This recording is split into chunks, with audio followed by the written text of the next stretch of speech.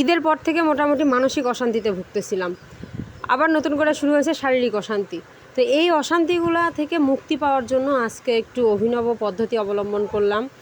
আমি খেয়াল করে দেখলাম আমার জামাইও আমার মতোই শারীরিক মানসিক অশান্তিতে ভুগতেছে। তো ভাবলাম যে দুজনে মিলেই কেননা একটু শারীরিক মানসিক শান্তি ভোগ করি। তো হ্যালো ভিউয়ার্স, আসসালামু আলাইকুম, কেমন আছেন সবাই? আমি সাফওয়ানের মাম্মা চলে এসেছি নতুন একটি ভিডিও নিয়ে।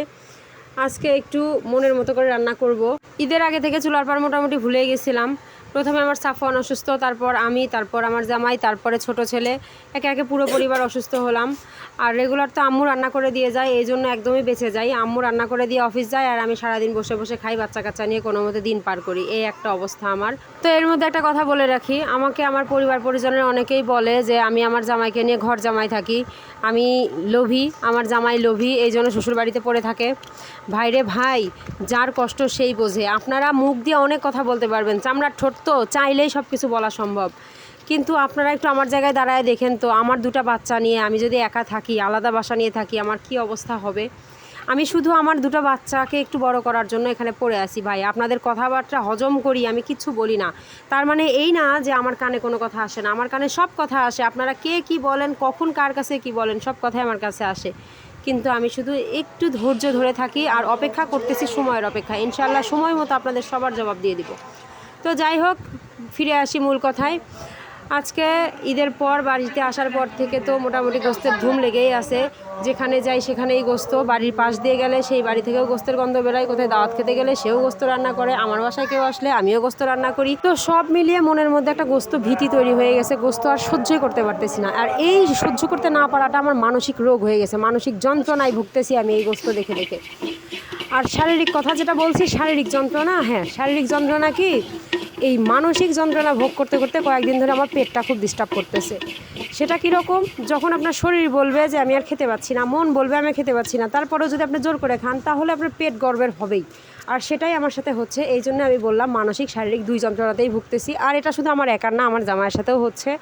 ও তো ফ্যাটি লিভারে আক্রান্ত, ও রেগুলারই মানে পেটের ডিস্টার্ব একটু একটু হচ্ছেই, খাবার খাওয়ার পরেই পেটের ডিস্টার্ব হচ্ছে, এরকম একটা অবস্থা।